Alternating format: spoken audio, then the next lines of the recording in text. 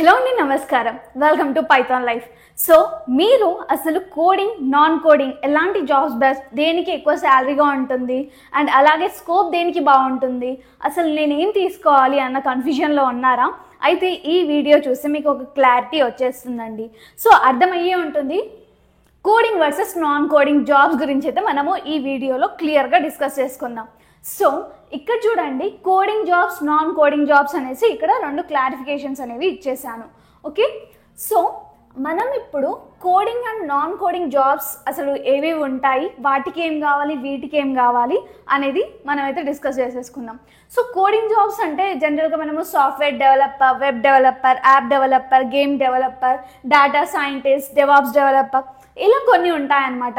Like coding జాబ్స్లో కూడా చాలా number of roles ఉంటాయి. సో ఇక్కడ నేను కొన్ని రాశాను. సో ఇవన్నీ కూడా మనకి కోడింగ్ జాబ్స్ కిందకి వచ్చేస్తాయి. మీరు ఆల్రెడీ లైక్ సమ్వేర్ ఈ రోల్స్ గురించి వినే ఉంటారు. Like I'm a software developer అలా చెప్తుంటే మీరు వినే ఉండింటారు. సో వీటన్నిటిని మనము కోడింగ్ జాబ్స్ అనేసి అంటాం. లైక్ ఐటీ జాబ్స్ కూడా అనేసి అంటాము. సో ఇక్కడ మనకి కోడింగ్ జాబ్స్ రావాలి అంటే మనకి స్కిల్స్ ఏముండాలి అంటే, సో స్కిల్స్ వైపుకి వచ్చేసరికి మనమైతే ఏదైనా ఒక ప్రోగ్రామింగ్ లాంగ్వేజ్ అయితే నెససరీ అండి.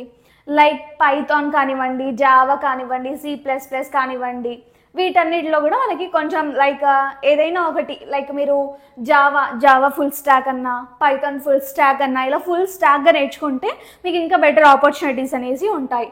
పైథాన్ ఒక్కటి నేర్చుకోవడం కంటే పైథాన్ ఫుల్ స్టాక్ నేర్చుకుంటే లైక్ పైథాన్ డెవలపర్ అయిపోవచ్చు.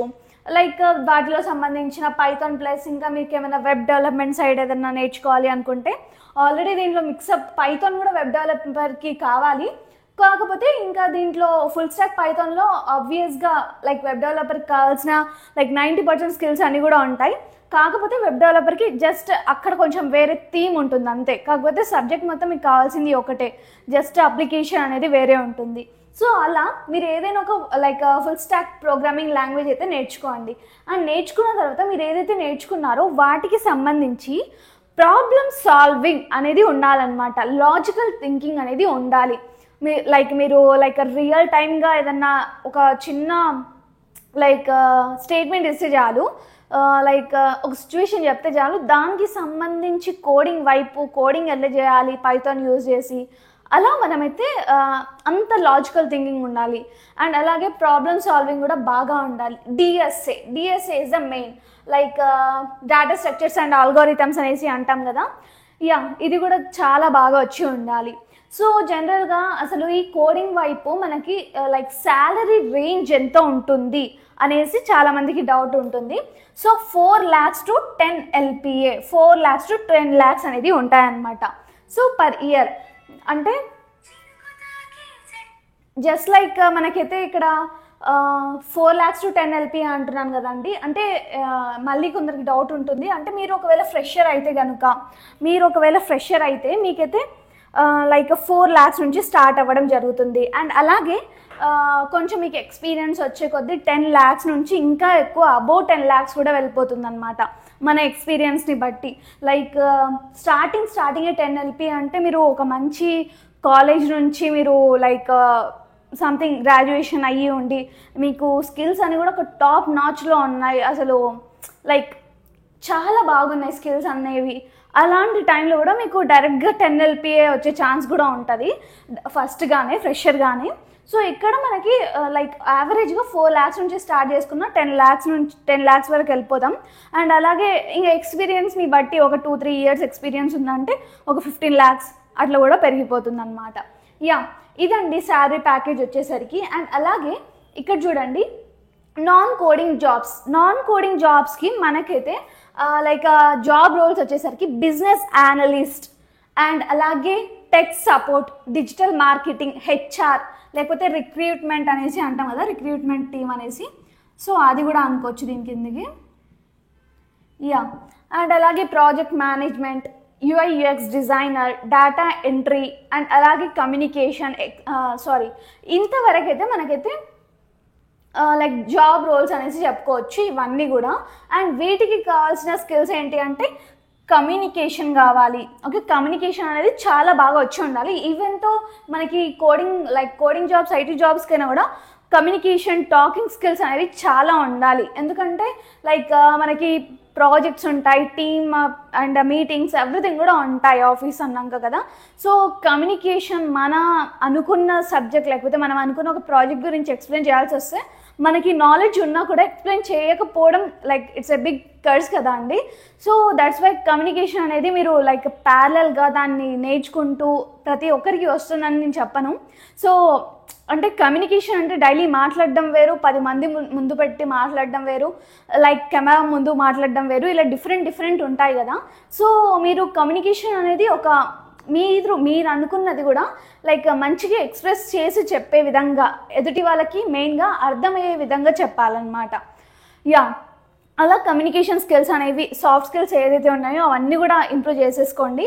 అండ్ బేసిక్గా ఈ నాన్ కోడింగ్ నాన్ ఐటీ వాళ్ళకైతే ఎక్సెల్, SQL బేసిక్ వచ్చి ఉంటే చాలు. అండ్ అలాగే ఇక్కడ మనకి జాబ్ శాలరీ చూస్తే కనుక 3 lakhs to 6 lakhs ఉంటుందన్నమాట.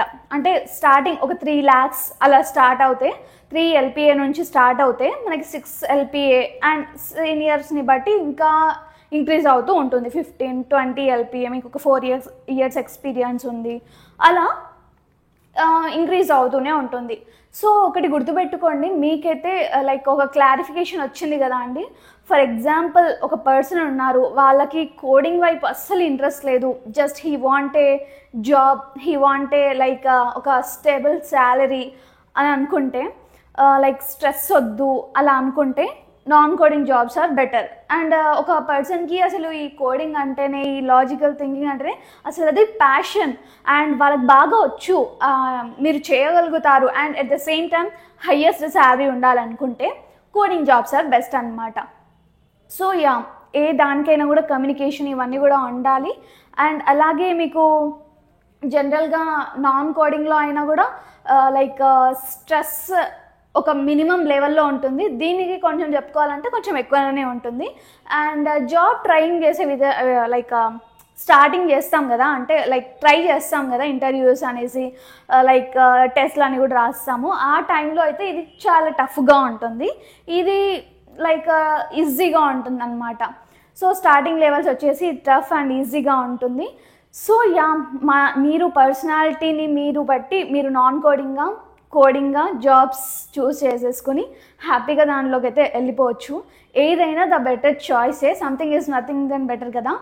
సో అండ్ ఫైనల్గా నేను చెప్పాలనుకున్నది ఏంటి అంటే, మన Python life full stack Python course launch చేసింది. అది కూడా జస్ట్ 1,999కి మాత్రమే, అండ్ EMI ఆప్షన్ కూడా ఉంటుంది. సో ఇక్కడ మనకి పైథాన్ ఫుల్ స్టాక్ అనమాట, ఓన్లీ పైథాన్ కాదు. సో 1,999, అది కూడా EMI ఆప్షన్ కూడా ఉంటుంది, సో ఫినాన్షియల్ సపోర్ట్ కోసం. సో మీరు అసలు ఒకవేళ EMI ఎలా ఆ ప్రాసెస్ ఏంటి అని తెలుసుకోవాలన్నా, లేకపోతే ఫీచర్స్ ఏమున్నాయి ఫుల్ స్టాక్లో, సిలబస్ ఏముంది, ఫీచర్స్ ఏమున్నాయి, డెమో చూడాలి, నేను ఫ్రీ క్లాస్ చూడాలి, ఆ తర్వాత జాయిన్ అవుతాను అనుకుంటే నేను డిస్క్రిప్షన్లో కాంటాక్ట్ డీటెయిల్స్ ఎవ్రీథింగ్ కూడా మెన్షన్ చేస్తాను. సో జస్ట్ కాంటాక్ట్ అయిపోతే చాలు, అసలు మొత్తం కూడా మీకు మీ ముందు సిలబస్ ఎవ్రీథింగ్ కూడా ఉంటాయి. అండ్ ఆ సిలబస్ మీకు మొత్తం కూడా మీకు లైఫ్ టైం యాక్సెస్ ఉంటుంది. సో మీరు కాలేజ్ చేస్తున్నా, జాబ్ చేస్తున్నా, మీరు ఎక్కడున్నా సరే మీ దగ్గర ఒక ఫోన్, లేకపోతే మీరు ప్రాక్టీస్ చేసుకోవడానికి ఒక ల్యాప్టాప్, అండ్ అలాగే జస్ట్ వైఫై డేటా ఉంటే చాలు, మీరు ఎక్కడున్నా కూడా నేర్చేసుకోవచ్చు. సో ఇదండి, thanks for watching this video. Stay tuned for further videos.